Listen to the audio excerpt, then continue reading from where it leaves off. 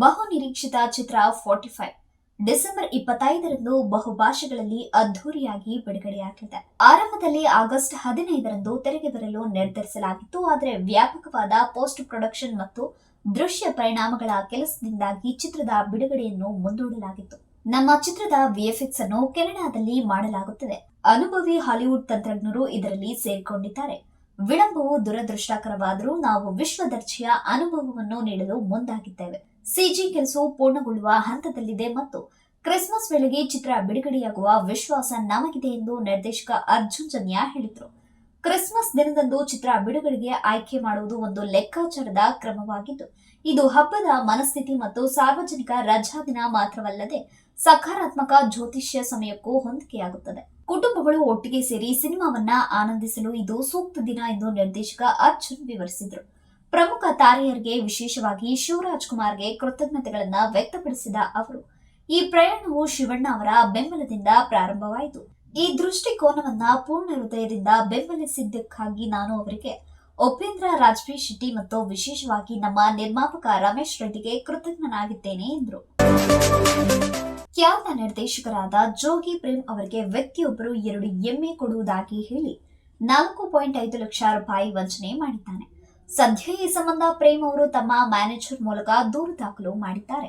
ಪ್ರೇಮ್ ಅವರು ಹೈನುಗಾರಿಕೆ ಮಾಡಲು 2 ಎಮ್ಮೆ ಖರೀದಿ ಮಾಡಬೇಕು ಎಂದು ಗುಜರಾತ್ ಮೂಲದ ವನರಾಜ್ ಭಾಯ್ ಎನ್ನುವರ ಜೊತೆ ಮಾತನಾಡಿದ್ರು. ಇದಕ್ಕಾಗಿ ಮುಂಗಡವಾಗಿ ವನರಾಜ್ಗೆ 25,000 ಹಣ ನೀಡಿದ್ರು. ಇದಾದ್ಮೇಲೆ ವಾಟ್ಸ್ಆಪ್ ಮೂಲಕ 2 ಎಮ್ಮೆಗಳ ವಿಡಿಯೋಗಳನ್ನ ವಂಚಕ ಕಳಿಸಿದ್ನು. ವಿಡಿಯೋ ನೋಡಿದ್ಮೇಲೆ ಎಮ್ಮೆಗಳು ಬರುತ್ತವೆ ಎಂದು ಪ್ರೇಮ್ ಅವರು 4.5 ಲಕ್ಷ ರೂಪಾಯಿಗಳನ್ನ ನೀಡಿದ್ರು. ಈ ಹಣವನ್ನು ಹಂತ ಹಂತವಾಗಿ ಆನ್ಲೈನ್ ಮೂಲಕ ಪಾವತಿ ಮಾಡಿದ್ರು. ಆದರೆ ವಂಚಕನು ಎಮ್ಮೆಗಳನ್ನು ನೀಡದೆ ಅತ್ತ ಹಣವನ್ನು ವಾಪಸ್ ನೀಡದೆ ಎಸ್ಕೇಪ್ ಆಗಿದ್ದಾನೆ. 1 ವಾರದಲ್ಲಿ ಎಮ್ಮೆ ತಂದು ಕೊಡುತ್ತೇನೆ ಎಂದವನು ದುಡ್ಡು ತೆಗೆದುಕೊಂಡು ಪರಾರಿಯಾಗಿದ್ದಾನೆ. ಎಮ್ಮೆ ನೀಡಿದ್ದಕ್ಕೆ ಪ್ರೇಮ್ ಅವರು ತಮ್ಮ ಆಪ್ತರಲ್ಲಿ ಒಬ್ಬರನ್ನ ಆ ವ್ಯಕ್ತಿಯ ವಿಳಾಸದ ಪರಿಶೀಲನೆಗೆ ಕಳುಹಿಸಿದ್ರು. ಆದರೆ ವಂಚಕ ತಪ್ಪು ವಿಳಾಸ ನೀಡಿರುವುದು ಗೊತ್ತಾಗಿದೆ. ಫೋನ್ ಮೂಲಕ ಸಂಪರ್ಕ ಮಾಡಬೇಕು ಎಂದ್ರೆ ಮೊಬೈಲ್ ಸ್ವಿಚ್ ಆಫ್ ಮಾಡಿದ್ದಾನೆ. ಹೀಗಾಗಿ ಎಮ್ಮೆಗಳನ್ನು ನೀಡದೆ ವಂಚಿಸಿದವನ ವಿರುದ್ಧ ಪ್ರೇಮ್ ಅವರು ತಮ್ಮ ಮ್ಯಾನೇಜರ್ ಕಮ್ ನಟ ದಶಾವರ ಚಂದ್ರು ಅವರ ಮೂಲಕ ಚಂದ್ರ ಲೇಔಟ್ ಪೊಲೀಸ್ ಠಾಣೆಯಲ್ಲಿ ದೂರು ದಾಖಲು ಮಾಡಿದ್ದಾರೆ. ನಟಿ ಪ್ರಿಯಾಂಕಾ ಉಪೇಂದ್ರ ಸಿನಿಮಾ ಇಂಡಸ್ಟ್ರಿಗೆ ಎಂಟ್ರಿ ಕೊಡುತ್ತಲೇ ಬಹುಭಾಷಾ ನಟಿಯಾಗಿ ಗುರುತಿಸಿಕೊಂಡವರು. ಸಾಕಷ್ಟು ಸೂಪರ್ ಸ್ಟಾರ್ಗಳ ಜೊತೆಗೆ ಬ್ಲಾಕ್ ಬಸ್ಟರ್ ಸಿನಿಮಾಗಳನ್ನ ನೀಡುತ್ತಾ ಪೀಕ್ನಲ್ಲಿದ್ದಾಗಲೇ ಒಪ್ಪಿಗೆ ಮಿಸ್ಸಸ್ ಆದವರು. ಸ್ಫೂರ್ತಿಯ ಚಿಲುಮೆ ಪ್ರಿಯಾಂಕಾ ಅವರ ಮನೆ, ಮಕ್ಕಳು, ಸಿನಿಮಾ ಎಲ್ಲವನ್ನೂ ಅಚ್ಚುಕಟ್ಟಾಗಿ ಹ್ಯಾಂಡಲ್ ಮಾಡ್ತಿದ್ದಾರೆ. ಸದ್ಯ ಒಂದಷ್ಟು ಚಿತ್ರಗಳಲ್ಲಿ ಬ್ಯುಸಿಯಾಗಿದ್ದು ಈ ಬಗ್ಗೆ ಅವರು ಮಾತನಾಡಿದ್ದಾರೆ. ನಟಿ ಪ್ರಿಯಾಂಕಾ ಉಪೇಂದ್ರ ಅಭಿನಯಿಸಿರುವ ಸಿನಿಮಾವೊಂದು ಈ ವಾರ ತೆರೆಗೆ ಬರ್ತದೆ. ಅದರ ಬೆನ್ನಲ್ಲೇ ಅವರ ನಟನೆಯ 50ನೇ cinema detective Teekshna virus Priyanka Upendra ಅವರನ್ನು ಮತ್ತೆ ಇಂಡಸ್ಟ್ರಿಗೆ ಕರೆತಂತ ಟ್ಯಾಲೆಂಟೆಡ್ ನಿರ್ದೇಶಕ ಲೋಹಿತ್ ನಿರ್ದೇಶನದ ಕ್ಯಾಪ್ಚರ್ ಸಿನಿಮಾಗಳು ತೆರೆಗೆ ಬರಲು ರೆಡಿಯಾಗಿವೆ. ಕನ್ನಡದಲ್ಲಿ ಬ್ಯುಸಿ ಆಗಿರುವ ನಡುವೆಯೇ ಪ್ರಿಯಾಂಕಾ ಸೆಪ್ಟೆಂಬರ್ 21 ಎಂಬ ಹಿಂದಿ ಚಿತ್ರದ ಶೂಟಿಂಗ್ ಪೂರ್ಣಗೊಳಿಸಿದ್ದಾರೆ. 2013ರಲ್ಲಿ ರಿಲೀಸ್ ಆದ ಎನಿಮಿ ಬಳಿಕ 12 ವರ್ಷಗಳ ಗ್ಯಾಪ್ ನಂತರ ಮತ್ತೆ ಬಾಲಿವುಡ್ನಲ್ಲಿ ನಟಿಸಿದ್ದಾರೆ. 25 ವರ್ಷದ ಯುವ ನಿರ್ದೇಶಕಿ ಕರಣ್ ಕ್ಷಿತೆ ಸುವರ್ಣ ನಿರ್ದೇಶನದ ಸೆಪ್ಟೆಂಬರ್ 21 ಚಿತ್ರೀಕರಣ ಪೂರ್ಣಗೊಂಡಿತ್ತು. ಪೋಸ್ಟ್ ಪ್ರೊಡಕ್ಷನ್ ಹಂತದಲ್ಲಿದೆ. ಪ್ರಿಯಾಂಕಾ ಉಪೇಂದ್ರ ಡಬ್ಬಿಂಗ್ ಮಾಡುವುದಷ್ಟೇ ಬಾಕಿ ಇದೆ. ಈ ಸಿನಿಮಾದ ಬಳಿಕ ಸಾಕಷ್ಟು ಹೊಸ ಸಿನಿಮಾದ ಅವಕಾಶಗಳು ಪ್ರಿಯಾಂಕಾ ಅವರನ್ನ ಹುಡುಕಿ ಬಂದಿದ್ದು ಎಲ್ಲವೂ ಮಾತುಕತೆಯ ಹಂತದಲ್ಲಿವೆ.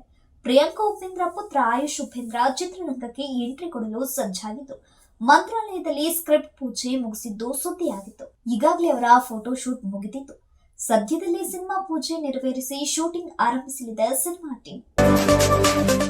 ಕೊತ್ತಲವಾಡಿ ಚಿತ್ರವನ್ನು ನಿರ್ಮಾಣ ಮಾಡುವ ಮೂಲಕ ಸ್ಯಾಂಡಲ್ವುಡ್ನಲ್ಲಿ ಎಲ್ಲರ ಗಮನ ಸೆಳೆದವರು ರಾಖಿಬಾಯಿ ಯಶ್ ಅವರ ತಾಯಿ ಪುಷ್ಪಾ ಅರುಣ್ ಕುಮಾರ್. ಪೃಥ್ವಿ ಅಂಬಾರ್ ನಾಯಕತ್ವದ ಈ ಸಿನಿಮಾದ ಮೂಲಕ ನಿರ್ಮಾಪಕಿ ಪಟ್ಟ ಅಲಂಕರಿಸಿರುವ ಪುಷ್ಪಾ ಅರುಣ್ ಕುಮಾರ್ ಇದೀಗ ಪ್ಯಾನ್ ಇಂಡಿಯಾ ಸಿನಿಮಾ ಘಾಟಿ ಮೇಲೆ ಕಣ್ಣಿಟ್ಟಿದ್ದಾರೆ. ಅನುಷ್ಕಾ ಶೆಟ್ಟಿ ಮುಖ್ಯ ಭೂಮಿಕೆಯಲ್ಲಿರುವ ಘಾಟಿ ಸಿನಿಮಾವನ್ನ ಕ್ರಿಶ್ ಜಾಗರ್ಲಮುಡಿ ನಿರ್ದೇಶನ ಮಾಡಿದ್ದು ಇದೊಂದು ಪ್ಯಾನ್ ಇಂಡಿಯಾ ಸಿನಿಮಾವಾಗಿದೆ. ಈ ಸಿನಿಮಾವು ಸೆಪ್ಟೆಂಬರ್ 5ರಂದು ತೆರೆಗೆ ಬರಲಿದ್ದು ಇದರ ಕರ್ನಾಟಕದ ವಿತರಣೆ ಹಕ್ಕುಗಳನ್ನು ಖರೀದಿ ಮಾಡುವ ಮೂಲಕ ಸ್ಯಾಂಡಲ್ವುಡ್ನಲ್ಲಿ ವಿತರಕರಾಗಿಯೂ ಕೆಲಸ ಮಾಡಲಿದ್ದಾರೆ ಪುಷ್ಪಾ ಅರುಣ್ ಕುಮಾರ್.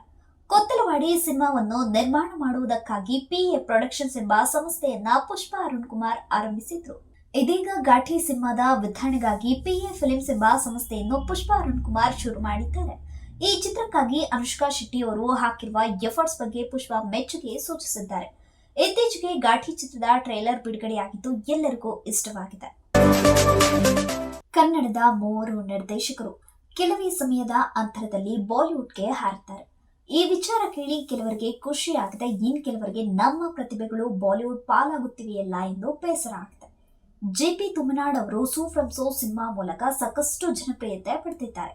ಅವರು ಪಡೆದ ಖ್ಯಾತಿ ತುಂಬಾನೇ ದೊಡ್ಡದು. ಇತ್ತೀಚೆಗೆ ಅವರು ಅಜಯ್ ದೇವಗನ್ ಅವರನ್ನ ಭೇಟಿ ಮಾಡಿದ್ರು.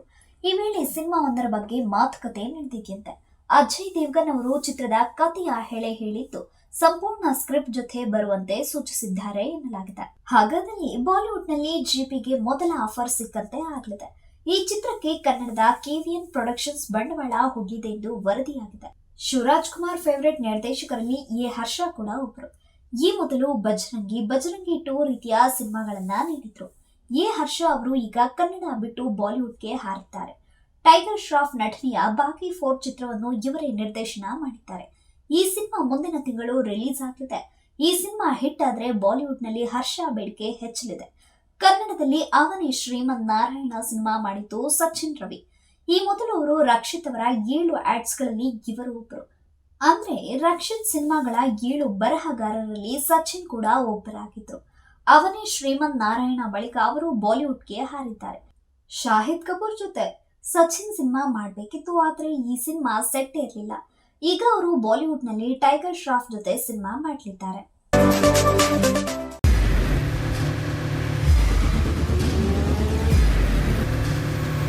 ಪ್ರಜಾಮಾರ್ಗ ನ್ಯೂಸ್, ಇದು ಜನಸಾಮಾನ್ಯರ ಧ್ವನಿ. ನಮಸ್ಕಾರ. ನೀವು ನೋಡ್ತಾ ಇದ್ದೀರಾ ಪ್ರಜಾಮಾರ್ಗ ನ್ಯೂಸ್. ರಾಷ್ಟ್ರದ ರಾಜ್ಯದ ರಾಜಕೀಯದ ಬಗ್ಗೆ ಹೆಚ್ಚಿನ ಸಿನಿಮಾ ಅಪ್ಡೇಟ್ಗಳಿಗಾಗಿ ಫಸ್ಟ್ ಲೈಕ್ ಮಾಡಿ, ಸಬ್ಸ್ಕ್ರೈಬ್ ಆಗಿ, ಹಾಗೆ ಫಾಲೋ ಕೂಡ ಮಾಡಬೇಕು.